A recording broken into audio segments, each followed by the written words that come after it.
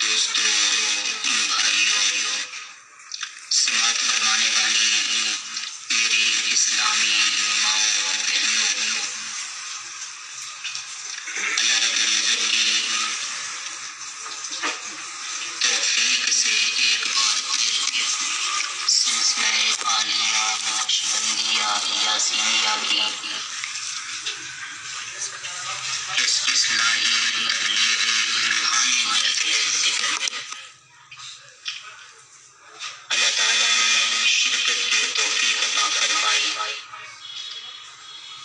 اللہ رب العزت ہم سب کی حاضری کو اپنی بارگاہ میں قبول اور مقبول فرما لے۔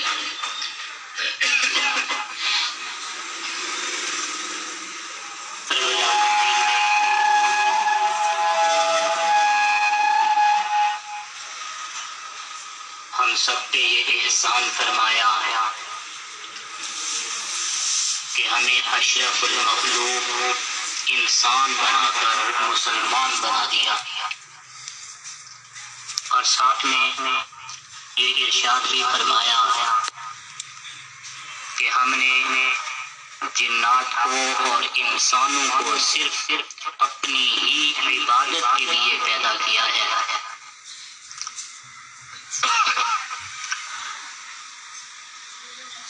اللہ تعالیٰ نے یوں تو مخلوقات بہت سی بنائی، ایک مخلوق ایسی بھی جس کے اندر عقل نہیں رکھا، دل ہے، جذبات ہیں، عقل نہیں ہے۔ ایک مخلوق ایسی بھی ہے جس کے اندر عقل تو ہے، جذبات نہیں ہے، خواہشات نہیں ہیں، ارادے نہیں ہیں۔ ایک مخلوق ایسی ہے جس کے پاس عقل بھی ہے،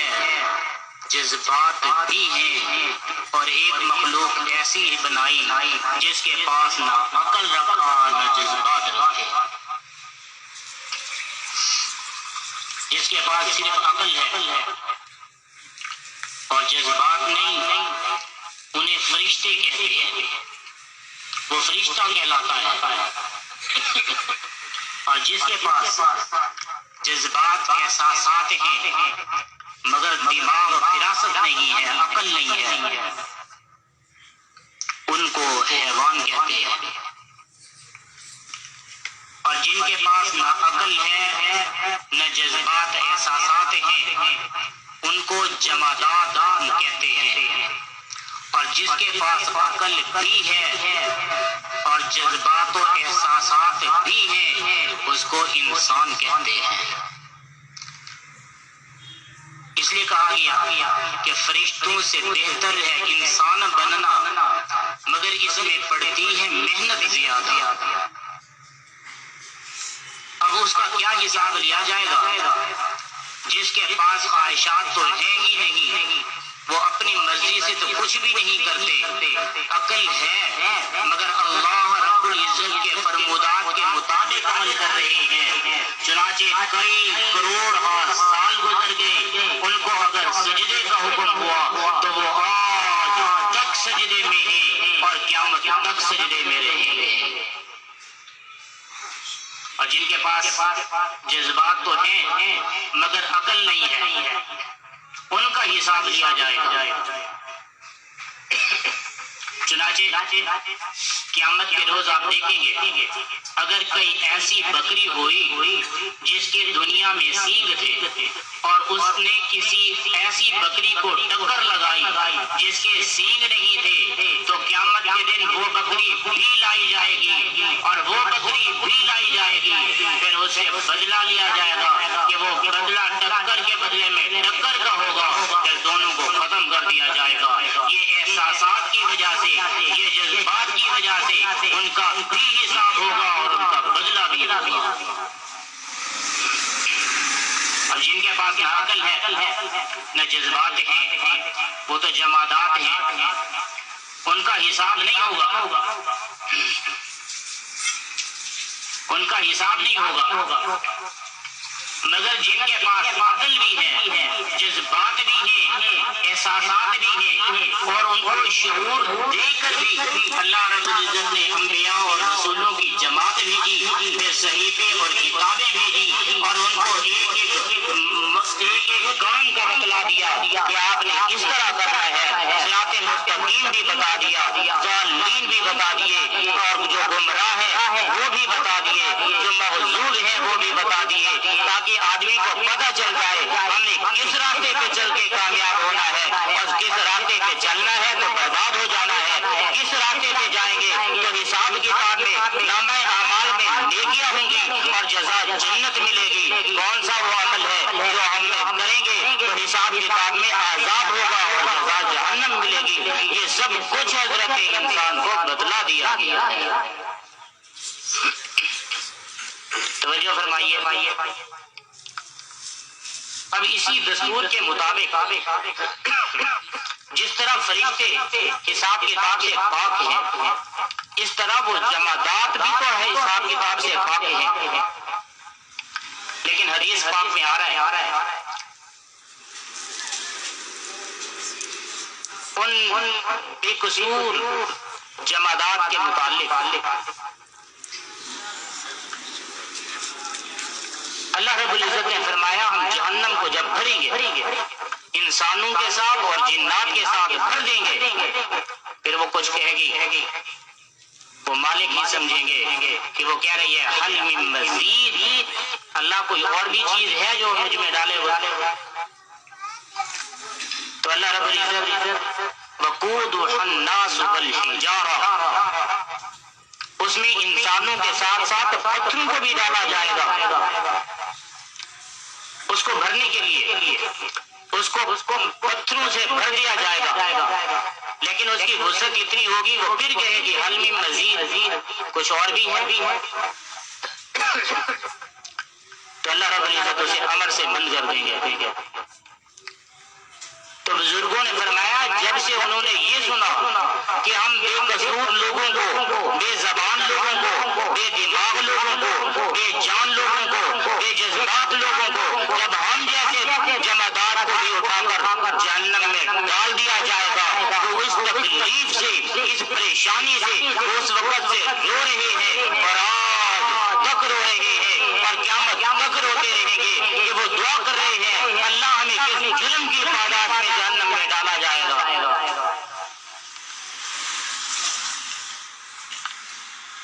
کوہ ساروں کے دل پگھلے تو دریا ہوئے جاری، کوہ ساروں کے دل پگھلے تو دریا ہوئے جاری، کون کہتا ہے کہ پتھر نہیں روتے، پتھر اس وقت سے رو رہے ہیں۔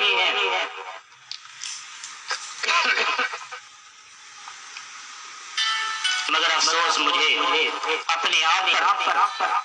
کہ ان کو جہنم کا عذاب سمجھ آ گیا، پروردگار کی ناراضگی سمجھ آ گئی، وہ آج تک رو رہے ہیں، اتنے روتے ہیں کہ اپنے آنسو بہا بہا کر انہوں نے دریا بھر دیے ہیں اور یہ دریا سمندر کو بھر رہے ہیں، مگر میں ہوں حضرت انسان ہوں، اشرف المخلوق ہوں، نہ اللہ رب العزت کی ناراضگی کا احساس ہے، نہ شریعت کی خلاف ورزی کا احساس ہے، نہ پیغمبر کی سنتوں کی خلاف ورزی کا احساس ہے، نہ موت کا خوف ہے، نہ قبر کا ڈر ہے، نہ جہنم کے عذاب کا خوف ہے۔ تبھی تو ہمارے اعمال کی اصلاح نہیں ہوئی نا،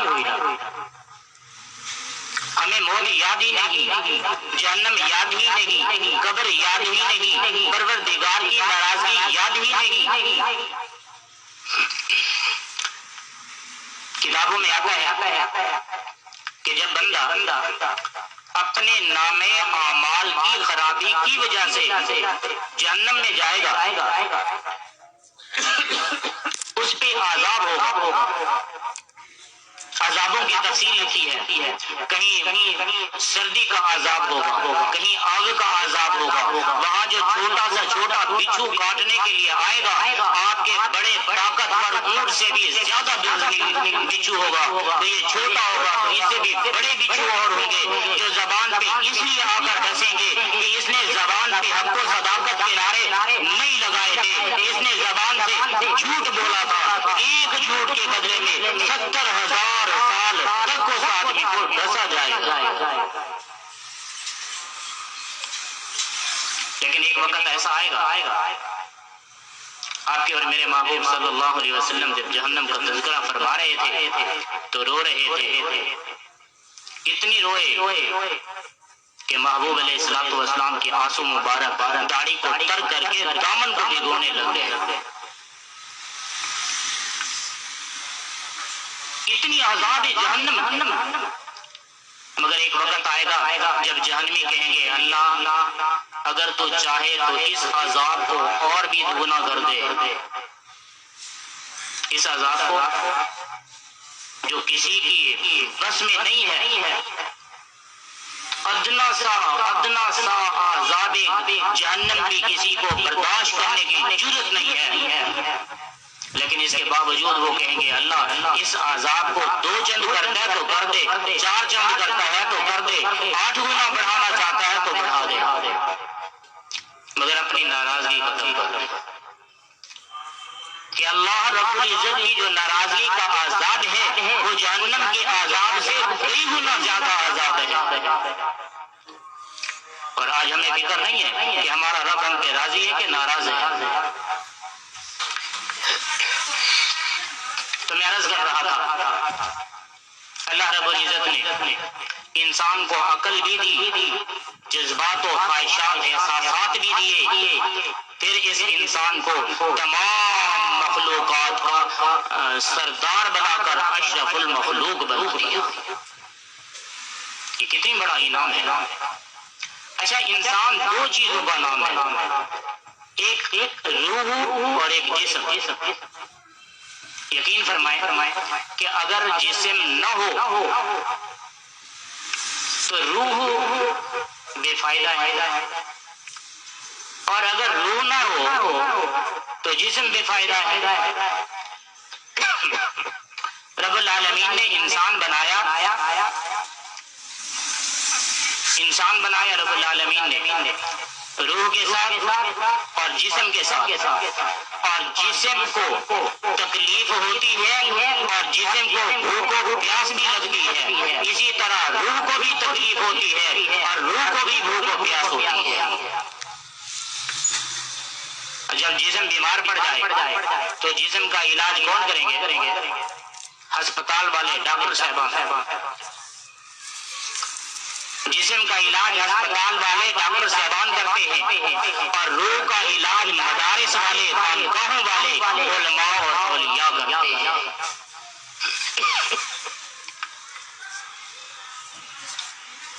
یقیناً جسم کی بیماری کے بعد اگر کوئی بندہ ڈاکٹر کے پاس نہ جائے، اپنا علاج نہ کروائے،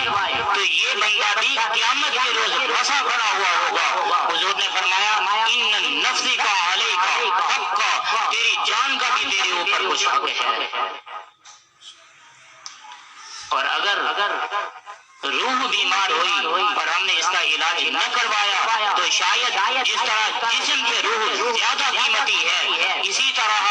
اس کا علاج بھی زیادہ قیمتی ہے، اور اسی روح کو دوام حاصل ہے، اور اگر ہم نے اس روح کا علاج نہ کیا شاید اس بات پہ بھی اس جسم کے بدلے میں مواخذہ زیادہ ہوگا کہ تو نے اس کا حق ادا کیوں نہ کیا۔ روح اور جسم کا نام انسان ہے۔ بزرگوں نے ایک بات بڑے مثال سے سمجھائی کہ 2 بندے تھے، ایک پاؤں سے، دونوں پاؤں سے معذور تھا اور ایک دونوں آنکھوں سے معذور تھا۔ ان کو خیال پڑ گیا آم کھانے کا یا کوئی پھل فروٹ کھانے کا، تو جو اندھا تھا اس نے کہا میں چل تو سکتا ہوں لیکن میری مجبوری ہے، میں راستہ نہیں دیکھ سکتا۔ اب جو لنگڑا تھا اس نے کہا میں دیکھ تو سکتا ہوں، مجبوری یہ ہے کہ میں چل نہیں سکتا۔ تو دونوں نے مشورہ کیا، اس اندھے نے اس لنگڑے آدمی کو اپنے کندھے پہ اٹھا لیا کہ میں چلتا جاؤں گا اور تو راستہ دیکھ کر بتاتا جاتا ہے۔ جب دونوں کسی بات میں پہنچ گئے، ادھر مالی نے باغبان نے دیکھ لیا تو دوڑتا ہوا آیا۔ اس نے جب ایک آدمی کو پکڑا جو توڑ رہا تھا، جو دیکھنے والا تھا، اس کو پکڑا۔ اس نے کہا یہ کیا کر رہا ہے؟ اس نے کہا دیکھیں میں تو معذور ہوں، چل نہیں سکتا ہوں، قصور تو اس کا ہے جو مجھے کندھے پہ اٹھا کے لایا۔ اب جب اس نے اس کا مواخذہ کیا تو وہ رونے لگا۔ اس نے کہا دیکھ میں چل نہیں سکتا ہوں، قصور تو اس کا ہے جو مجھے راستہ دکھا کر یہاں لایا ہے۔ تو اس آدمی نے ان دونوں کو سزا دی، اور یہ مثال بزرگوں نے ہمیں سمجھانے کے لیے پیش کی کہ روح ایسا ہے کہ اس کے پاس قدم نہیں ہے، وہ چل نہیں سکتا۔ جسم ایسا ہے کہ جو دیکھ نہیں سکتا۔ روح اور جسم مل جاتے ہیں، پھر ایک دوسرے کی مدد سے گناہ بھی کرتے ہیں، ثواب بھی کماتے ہیں۔ لہذا جس طرح جسم کو ضرورت ہے کھانے پینے کی، اسی طرح روح کو بھی کھانے پینے کی ضرورت ہے، اور جس طرح جسم کو علاج کی ضرورت ہے اس طرح روح کو بھی علاج کی ضرورت ہے۔ اگر آپ نے جسم کی کیئر نہ کی، جسم کی خدمت نہ کی، تو قیامت کے روز محاسبہ ہوگا اس پر، اور اگر کسی نے روح کی خدمت نہ کی اس پر بھی اس کا محاسبہ ہوگا۔ یہ بات تو آپ سمجھتے ہیں نا کہ ہمارے یہاں عام طور پر لوگ کیا کہتے ہیں جناب موسیقی گانا بجانا روح کی غذا ہے، کہتے ہیں نا، مطلب ہے کہ روح کو غذا کی ضرورت ہے نا۔ ایک آدمی مجھ سے پوچھ رہا تھا آپ یہ مانتے ہیں؟ وہ ڈاکٹر صاحب، ہمارے شاہ سلطان کا ایک ڈاکٹر صاحب تھا، وہ مجھ سے پوچھ رہا تھا آپ یہ مانتے ہیں کہ روح کو غذا کی ضرورت ہوتی ہے اور موسیقی روح کی غذا ہے؟ میں نے کہا جی ہاں جناب، روح کو غذا کی ضرورت ہوتی ہے اور موسیقی بھی روح کی غذا ہے، لیکن گندے روح کی گندی غذا ہے۔ جو پاکیزہ روح ہے ان کے لیے پاکیزہ غذا ہے، جو گندا روح ہوتا ہے اس کے لیے گانے بجانے چاہیے، جھوٹ و فراڈ چاہیے، فساد چاہیے، عدم اعتماد چاہیے، قول کی خرابی چاہیے، اور جو نیک روح ہے اس کے لیے قرآن چاہیے، نماز چاہیے، ذکر اللہ چاہیے، تسبیحات و مراقبات چاہیے، اور ضرورت دونوں کو ہے۔ جس طرح جسم اور روح کو ضرورت ہے اس طرح گندے اور نیک کو بھی ضرورت ہے۔ تو ہمیں چاہیے کہ ہم اپنی اصلاح کریں، جس طرح ہم جسم پہ توجہ دیتے ہیں اس طرح روح پہ توجہ دیں۔ جسم پہ ضرورت محسوس ہوتی ہے اور ہم توجہ بھی دیتے ہیں، خاص کر ہماری مستورات کا جو طبقہ ہے۔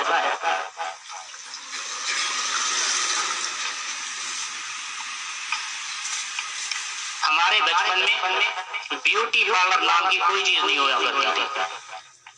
آج تو تقریباً ہر گھر میں بیوٹی پارلر کھلا ہوا ہے۔ اس بیوٹی پارلر کے بنانے کی ضرورت کیا پیش آئی کہ ہم نے اپنے جسم پہ نظر خاص کی، اور جسم پہ جو رنگ کی خرابی نظر آئی اس کو دور کرنے کے لیے، لوگوں کو دکھانے کے لیے، لوگوں کے سامنے بننے جھننے کے لیے ہم نے جو ضرورت محسوس کی اس ضرورت کا علاج بیوٹی پارلر ہے۔ اور جو جسم کی ضرورت ہے وہ تو ہر گھر میں موجود ہے، ہر محلے بستی میں موجود ہے، اور جو روح کی ضرورت ہے وہ ہر جگہ پہ نہیں، وہ اللہ والوں کے پاس ہے، خانقاہوں میں موجود ہے، مدارس میں موجود ہے، مساجد میں موجود ہے۔ لیکن یہ بھی ہم پہ اللہ کا کرم ہے، کوئی محلہ ایسا نہیں ہے، کوئی شہر ایسا نہیں ہے، کوئی بستی، کوئی دیہات، کوئی گاؤں، کوئی گلی ایسی نہیں ہے جس گلی میں مسجد نہ ہو یا مدرسہ نہ ہو یا خانقاہ نہ ہو۔ اب اگر ہم نہ جائیں گے، علاج نہ کروائیں گے تو یہ ہمارا قصور ہوگا، ہماری غلطی ہوگی۔ اور جب ہم روح کی طرف توجہ دیں گے ہماری روح کی اصلاح ہوگی، پھر دیکھنا کہ دنیا والوں سے بھی بڑھ کر زیادہ فائدہ ہوگا۔ یہاں تو یہ ہے جسم خوبصورت ہے، چودھری صاحب کھڑے ہو کر ملتے ہیں، جسم خوبصورت ہے اور بندہ نعت پڑھتا ہے،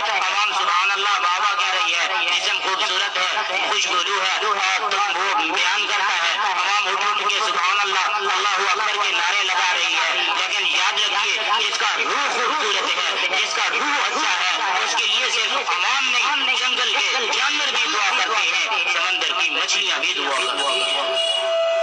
تو ہمیں کس پہ توجہ دینی چاہیے؟ اپنی روح پہ۔ اب ہمیں دیکھنا یہ ہے کہ روح میں خرابی کیا ہے۔ روح تو اللہ کا امر ہے تو اللہ کا امر، لیکن جب سے وہ اس جسم انصری میں آیا ہے تب سے اس کی ضروریات بڑھ گئی ہیں، اور اس جسم کی یاری کی وجہ سے اس میں خرابیاں بھی پیدا ہو گئی ہیں اور اچھائیاں بھی پیدا ہو گئی ہیں۔ اگر اچھائی ہے تو اللہ کا شکر کریں، اگر خرابی ہے تو اس کی اصلاح کریں۔ سب سے پہلے یہ دیکھیں کہ ہمارا دل، ہمارا روح اللہ کی محبت میں بدمست کتنی ہے، دنیا کی محبت میں بدمست کتنی ہے۔ دنیا کے پیسے کمانے کے لیے ہم ملازمت کر رہے ہیں، کاروبار کر رہے ہیں، دکانداری کر رہے ہیں، نوکری کر رہے ہیں، زیرت کر رہے ہیں، ریڑھی لگا رہے ہیں، چبا فروشی کر رہے ہیں، جوتیاں سلائی کر رہے ہیں اور سارا کچھ کر رہے ہیں صرف رزق کی ضرورت کے لیے۔ اور دیکھیں کہ ہمارا دل اس رزق کی ضرورت کو کتنا محسوس کرتا ہے، اور اس پہ اگر ہم کو یہ وزن سمجھ آ جائے، اسی وزن پہ ہم محنت کریں کہ ہمارے دل کو اللہ کے ساتھ محبت کتنی ہے، یہ محبت میں کتنی بدمست ہے، اس کو نماز کا کتنی شوق ہے، ذکر کا کتنی شوق ہے، مراقبات کا کتنی شوق ہے، خیرات کا کتنی شوق ہے، جلسوں میں بیانات پہ جانے کا کتنی شوق ہے، عبادت کرنے کا کتنی شوق ہے، تہجد میں کتنی دل لگتا ہے۔ اگر یہ چیزیں ہیں تو ایمان کامل ہے، اگر نہیں ہے تو روح کمزور ہے اور بیمار ہے اور اس پر علاج کی ضرورت۔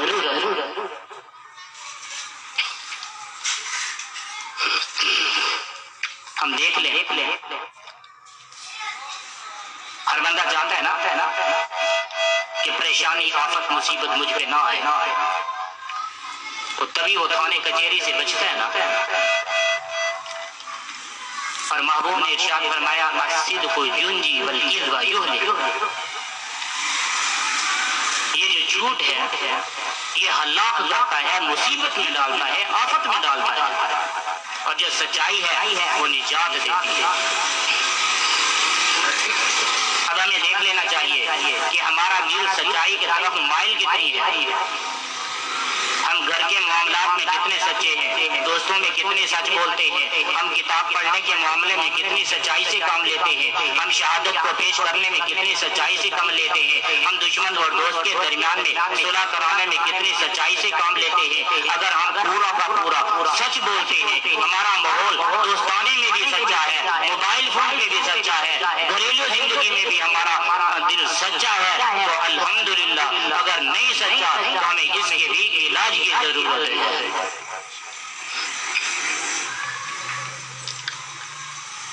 اس طرح ہر بندے کو چاہیے ہوتا ہے کہ میں کامیاب ہو جاؤں اور صاحب قدر بن جاؤں، تو عزت والا بن جاؤں۔ رب العالمین نے ارشاد فرمایا کہ عزت اللہ کی ہے اور عزت رسول اللہ کی ہے، اور ان لوگوں کی ہے جو اللہ اور رسول پر سچا ایمان لاتے ہیں۔ ہمیں دیکھ لینا چاہیے کہ ہم ایمان میں کس قدر مضبوط ہیں، اللہ کے ساتھ ہمارا ایمان کتنی ہے، رسول اللہ کے ساتھ ایمان کتنی ہے، کیا اللہ کی توحید میں ہم ملاوٹ کے قائل تو نہیں ہیں، اللہ کی توحید میں ہم کسی کے ساتھ شریک کرنے والے تو نہیں ہیں، کبھی اللہ کے سوا کسی کے در پہ سجدہ تو نہیں کرتے، کسی گھوڑے کے آگے سجدہ تو نہیں کرتے، کسی قبر کے آگے پیشانی تو نہیں جھکاتے، کسی پیر کے قدموں پہ سر تو نہیں ٹیکتے، کسی غیر اللہ سے تو مدد نہیں مانگتے۔ اللہ کے معاملے میں ہم کتنی محتاط ہیں اور رسول اللہ کے معاملے میں ہم کتنی محتاط ہیں۔ رسول اللہ صلی اللہ علیہ وسلم کی لکھوں بہا خوبیاں ہیں، ان میں ایک خوبی یہ بھی ہے کہ آقا علیہ السلام صادق الوعد الامین ہے، قول کے سچے بھی ہیں، وعدے کے پکے بھی ہیں۔ اور دیکھنا یہ ہے کہ ہم قول میں کتنے سچے ہیں۔ ہمارا نبی علیہ السلام تو قول کے پکے اور سچے ہیں، ہم بھی اگر سچے ہیں تو رسول اللہ کی تابعداری میں ہیں، اگر جھوٹ بولتے ہیں تو لعنت کے مستحق ہیں۔ ہم پہ یہ بھی بیماری ہے اور اس کا بھی ہمیں علاج کروانا لینا چاہیے۔ اور اگر کبھی جھوٹ ہو جائے، غلطی ہو جائے، اس کو تسلیم کرنے میں ہمیں رکاوٹ نہیں ہونی چاہیے، پریشانی نہیں ہونی چاہیے، جھوٹ کو تسلیم کرنے میں ہمیں یہ شرمندگی نہیں ہونی چاہیے۔ بات سچی تھی، بھول گئے تو مان لی، یہ بھی ایمان کی نشانی ہے۔ جو کہے نہیں ہر وقت میرا قول ہر حالت میں سچا ہے، ہر اعتبار میں سچا ہے، اصل میں یہ سچائی کا دعوے دار نہیں، پیغمبر علیہ الصلوۃ والسلام کے بعد نبوت کا دعوے دار ہے کہ جس طرح پیغمبر کی بات ہر حال میں سچی ہے، یہ بھی اپنی بات کو ہر حال میں سچا منوانے کے چکر میں ہے، تو اس کا روح بیمار ہے اور اس کو بھی علاج کی ضرورت ہے۔ رب العالمین نے فرمایا عزت اللہ کی، رسول کی اور مومنین کی۔ اب جو مومنین کے ساتھ رابطے میں ہے، جو مومنین کی عزت کرتا ہے، جو مومنین کو سلام کرتا ہے، اذا جاءک الذین یؤمنون بآیاتنا فقل سلام علیکم، جو مسلمانوں کو سلام بھیجتا ہے، یہ مومن ہے، یہ مسلمان ہے، قرآن کو ماننے والا ہے، مومنین کی عزت کرنے والا ہے۔ اور جو مومنین کو گالیاں دیتا ہو، جو مومنین کے ساتھ بکواسات کرتا ہو، جو جھوٹ بولتا ہو، جو تہمت کرتا ہو، جو اس کی بدزبانی کی وجہ سے لوگ پریشان رہتے ہوں، یہ بندہ نہ مومن ہے نہ مومنوں کی قدر کرنے والا ہے، اور اس کا روح بیمار ہے اور اس کو بھی علاج کی ضرورت ہے۔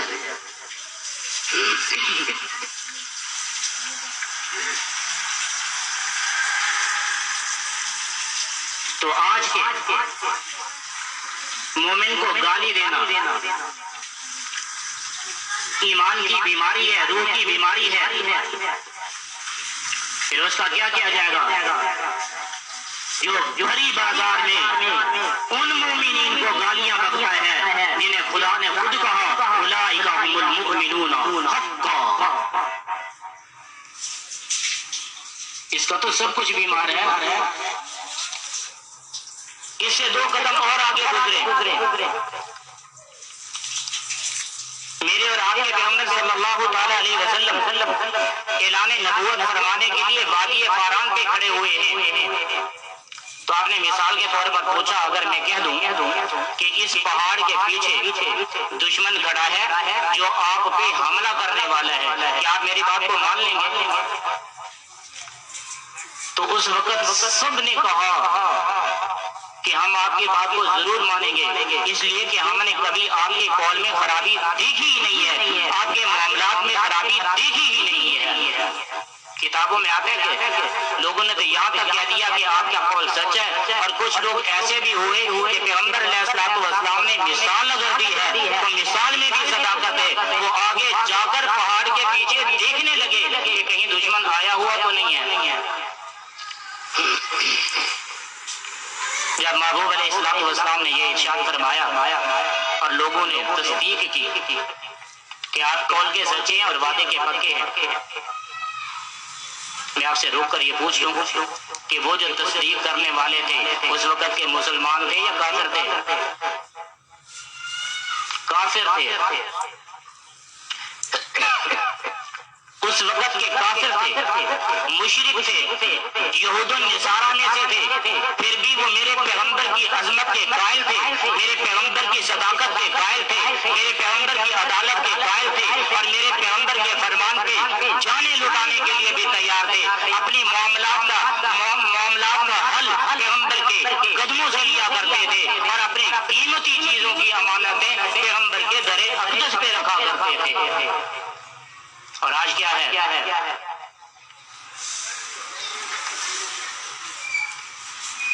آج یہود النصارہ کی بات کیا کی جائے کہ وہ پیغمبر علیہ الصلوۃ والسلام کے خاکے بنا رہے ہیں،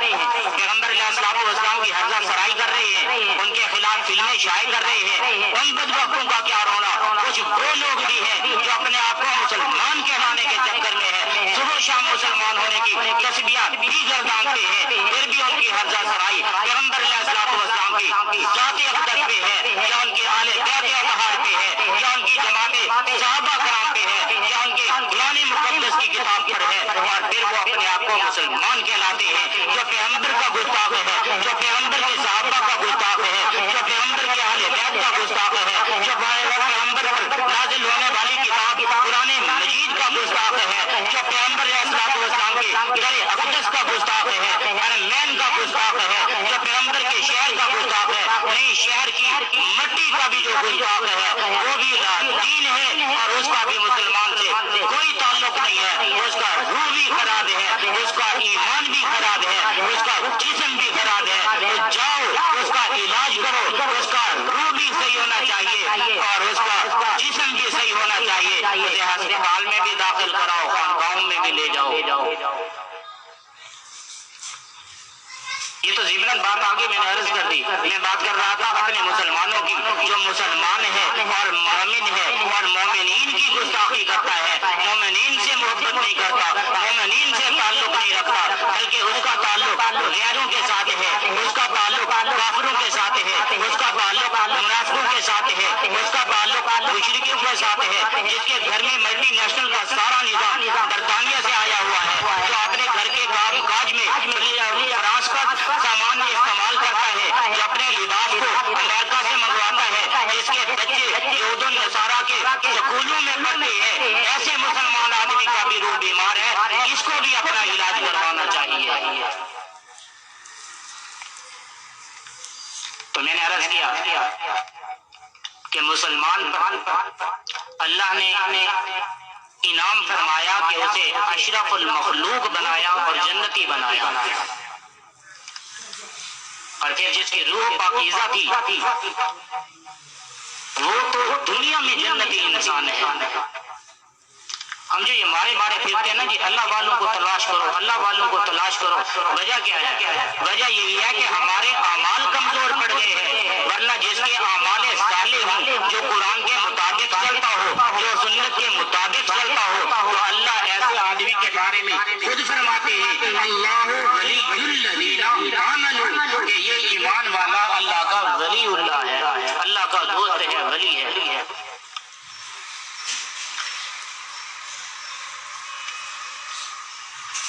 یہ محفل ہم سے تقاضا کر رہی ہے کہ ہم اللہ والوں کے قدموں میں جائیں، اپنی اصلاح کروائیں، علماء کے قدموں میں جائیں، اپنی اصلاح کروائیں، اپنے دل کی، اپنے روح کی اصلاح کروائیں، اعمال کی اصلاح کروائیں، ایمان کی اصلاح کروائیں، ورنہ اگر اصلاح نہ ہوگی کہنے کو تو سب خاص و عام کہتے ہیں، ہزاروں طوطے ہیں جو کلمہ کلام کہتے ہیں۔ ہمیں کتنی مرتبہ لا الہ الا اللہ پڑھا کہ ہمارے لا الہ الا اللہ پڑھنے سے ہمارا منہ میٹھا ہوا ہے؟ میں نے کئی مرتبہ کہا، تانے بھون کا حضرت علامہ اشرف علی تھانوی رحمۃ اللہ علیہ کا ایک مرید تھا، دیوانہ تھا، وہ اپنی زبان میں اکثر کہتا حضرت میں جب اللہ کا نام لوں ہوں تو میرا منہ میٹھا ہو جاوے ہے۔ وہ اپنی زبان میں کہتا ہے مرشد جب میں اللہ کا نام لیتا ہوں تو میرا منہ میٹھا ہو جاتا ہے۔ ہمیں مٹھاس نظر آئی تو پھر ایمان کی، اعمال کی، پھر اصلاح کی ضرورت ہے۔ تو فقیر کی یہ درخواست ہے اپنے ایمان پہ توجہ دیں، اپنے اعمال پہ توجہ دیں، اللہ والوں کے ساتھ جوڑ رکھیں، علماء کرام کے ساتھ جوڑ رکھیں۔ علماء کرام آپ کے ایمان کو درست کریں گے اور آپ کے اعمال کو درست کریں گے، آپ کے ظاہر کو درست کریں گے۔ اولیاء اعظام آپ کے ایمان کو بھی درست کریں گے، اعمال کو بھی درست کریں گے، آپ کے کردار کو بھی درست کریں گے اور آپ کی نیتوں کی اصلاح بھی کریں گے۔ تو یہ محفل ہم سے تقاضا کرتی ہے کہ اپنے اعمال کی طرف دیکھیں۔ جس طرح جسم بیمار ہوتا ہے تو ہر بندہ پریشان ہوتا ہے، گھر میں ایک بچہ بیمار ہو جائے، چچا بھی کہتا ہے اس کو ہسپتال لے جاؤ، دادا کہہ رہے ہیں ہسپتال لے جاؤ، ماما بھی کہہ رہے ہیں ہسپتال لے جاؤ، دو ساتھی بھی آ جاتے ہیں جناب اس کو ہسپتال لے جاتے ہیں، یہ بچہ بیمار پڑا ہے آپ اس کا علاج نہیں کرتے۔ جس طرح جسم کی بیماری کے لیے سارا ماحول پریشان ہوتا ہے، اسی طرح روح کی بیماری کے لیے بھی کم از کم ہمیں خود کو پریشان ہونا چاہیے۔ اللہ تعالیٰ ہماری اصلاح فرمائے، اللہ تعالیٰ ہمیں پکا سچا انسان بنائے اور نبی علیہ الصلوۃ والسلام کا غلام بنائے۔ وما علینا الا البلاغ المبین۔